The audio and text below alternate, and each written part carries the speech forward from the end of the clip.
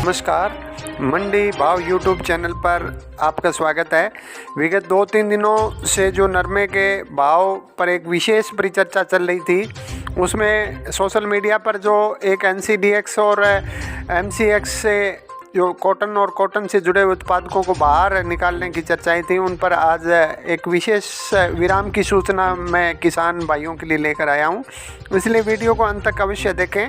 सबसे पहले हम बात कर रहे हैं जो सोशल मीडिया पे या जो एक टेक्सटाइल मिनिस्टर के साथ जो वार्ता होनी थी, उसके बारे में जो चर्चाएं थी, वो चर्चाएं क्या थी, मैं थोड़ा विस्तार से आपको बताना चाहूँ।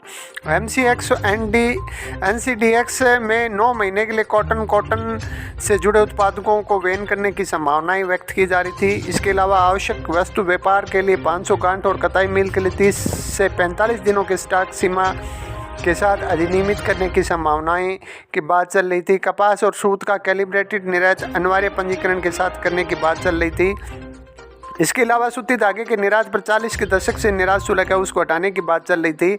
कपास पर 11% का आयात शुल्क भी हटाने की बात चल रही थी। इन सभी संभावनाओं पर विराम लगाते हुए हमें आज जो विभिन्न स्रोतों से जो सूचना मिली है, उसमें यह है कि पीयूष गोयल जी जो हमारे टेक्सटाइल मिनिस्ट्री को भी संभालने हैं कि मीटिंग में सिर्फ कपास और धागे के निर्यातकों को समझाया है, बाकी कुछ फैसले नहीं लिए हैं।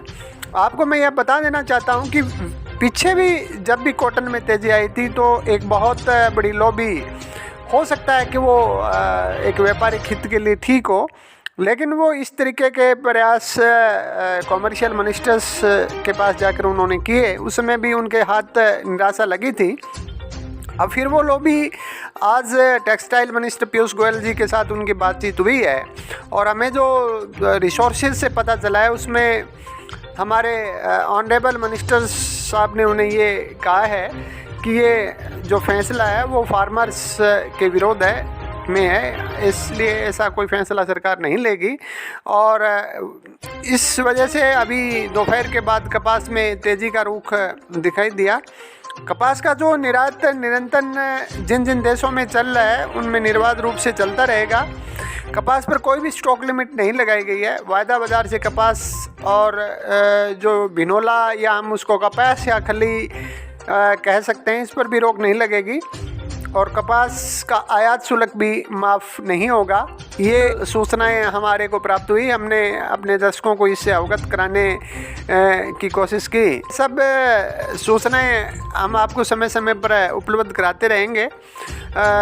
जिन साथियों ने अभी तक हमारे इस चैनल को सब्सक्राइब नहीं किया है, वो इस चैनल को सब्सक्राइब कर लें, बेल आइकॉन को दबाएं और हमारी सूचनाओं को आगे ज़्यादा से ज़्यादा व्हाट्सएप ग्रुपों में शेयर करें। इन्हीं शब्दों के साथ सभी साथियों को, दर्शकों को नमस्ते, जय हिंद।